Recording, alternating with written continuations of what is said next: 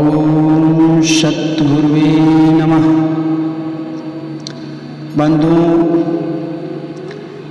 अपने आप को जाने इसी जन्म में, इस संदर्भ में जानने वाली जो बातें हैं वह यही है कि धरती के सारे प्राणी समस्याओं से घिरे हुए हैं। इसे इस तरह से समझा जा सकता है कि एक विशाल जंगल है जिसमें सैकड़ों लाखों की संख्या में जीव पशु पक्षी निवास करते हैं और उस जंगल में भयंकर आग लगी हुई है। अग्नि के तेज से उस जंगल में निवास करने वाले जितने भी जीव हैं त्रस्त हैं, व्यथित हैं और सब के सब अपने अपने स्तर से अपने अपने समुदायों के बीच मंथन कर रहे हैं, विचार कर रहे हैं कि प्रचंड अग्नि से कैसे बचाया जाए, अपने आप को कैसे सुरक्षित किया जाए और इस अग्नि पे कैसे काबू पाया जाए। इस जंगल में एक ऐसा भी पक्षी है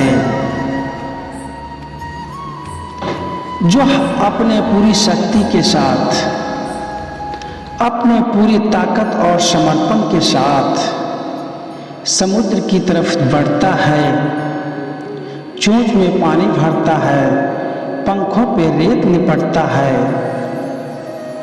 और अग्नि को अपने चोंच में पानी भरे हुए जल से बुझाने का प्रयास करता है और पंखों से रेत झाड़ करके उस अग्नि पे काबू पाने का प्रयास करता है। उसका यह क्रम जारी है। वह बार बार समुद्र की तरफ बढ़ता है, चोंच में पानी भरता है, पंखों में रेत लपेट कर लाता है और उस अग्नि पे डाल करके उस जंगल की आग को बुझाने का प्रयास करता है।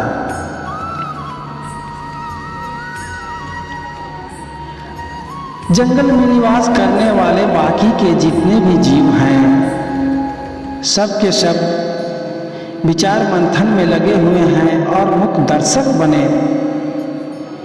उस छोटे से पक्षी के ऊपर अट्टहास करते हैं।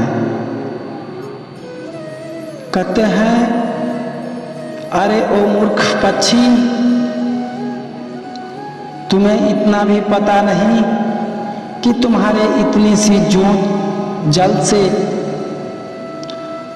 और तुम्हारे पंखों में लिपटी हुई इतनी सी रेत से क्या अग्नि बुझ पाएगा? तुम्हारे जैसा बेवकूफ आज तक हमने इस धरती पे नहीं देखा। पर वह परिंदा जो ठान रखा है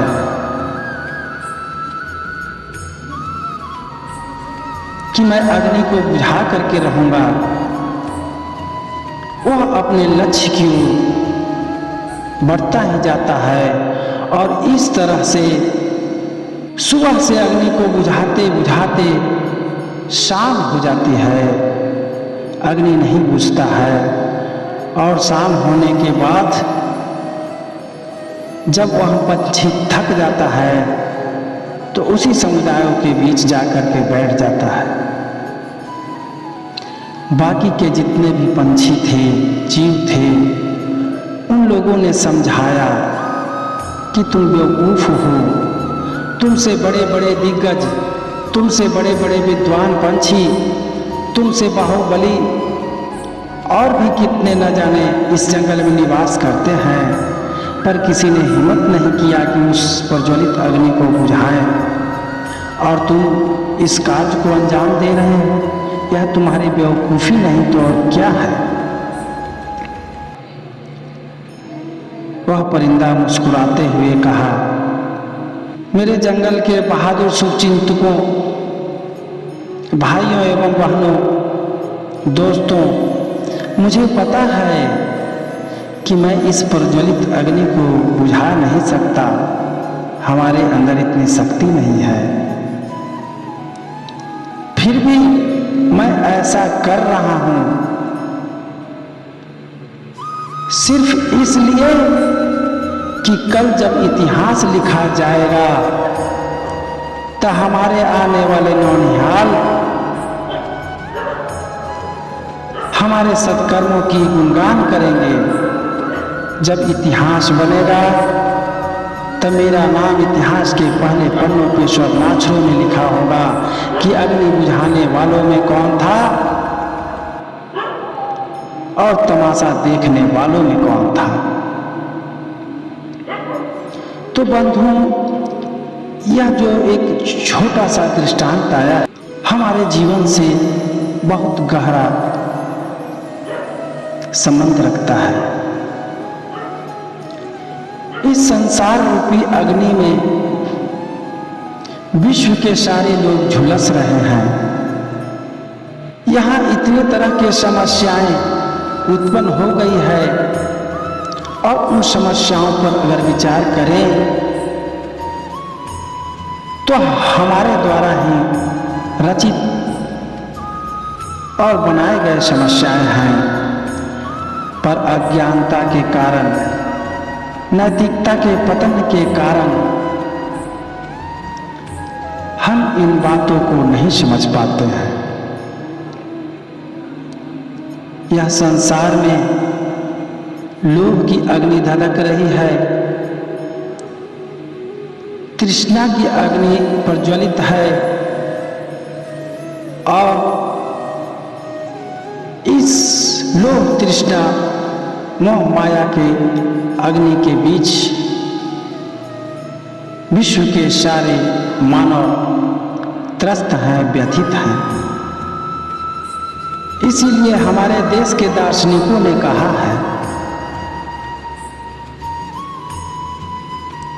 मध्यकालीन इतिहास में जिनका नाम स्वर्णाक्षरों में लिखा गया है, सतगुरु कबीर साहब ने कहा है, मानो तेरा गुण बरा मांस नावै काज, हार न होते आवरण त्वचा न बाजनवाज। बंधुओं, समझने वाली बात यही है कि इस संसार में जब जब महापुरुषों का प्राकट्य हुआ है तो उन्होंने उस परिंदे की तरह ही इस संसार के समस्याओं को सुलझाने का काम किया है। भटके हुए लोगों को अपने ज्ञान के माध्यम से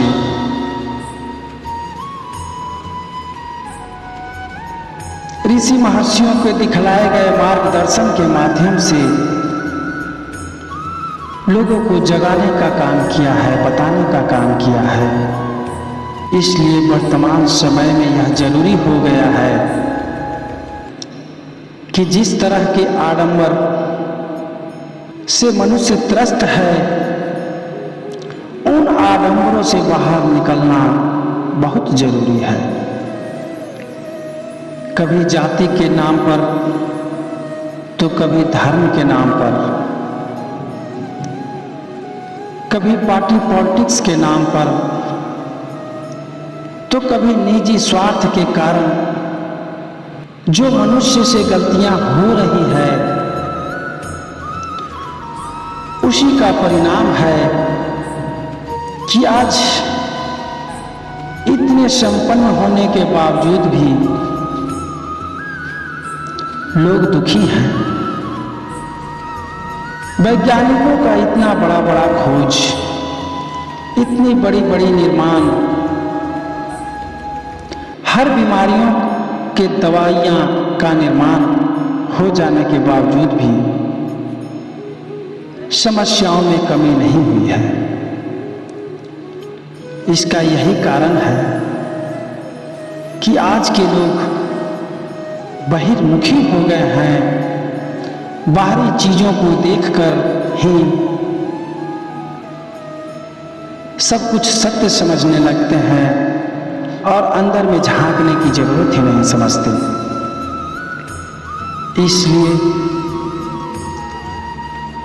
आज के विश्व के जन समुदाय को अंतर्मुखी होने की जरूरत है।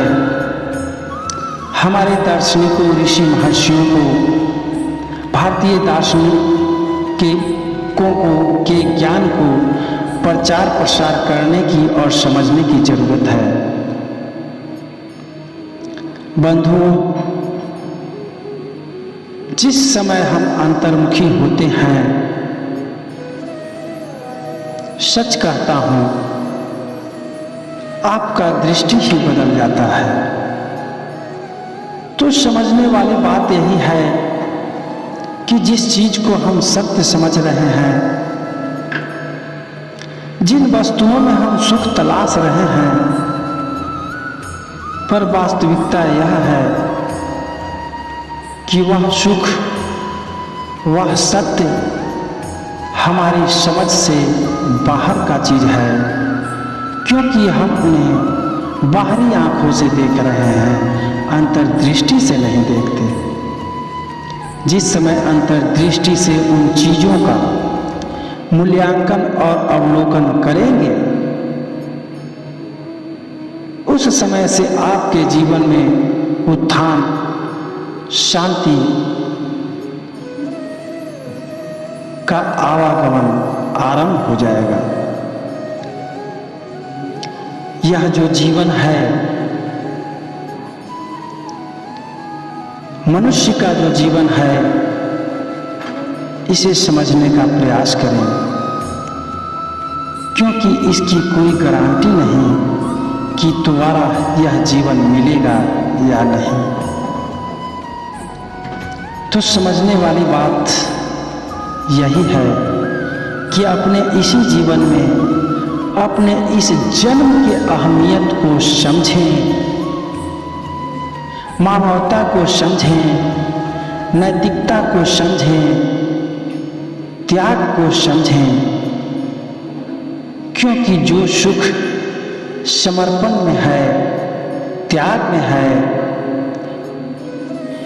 प्रेम में है,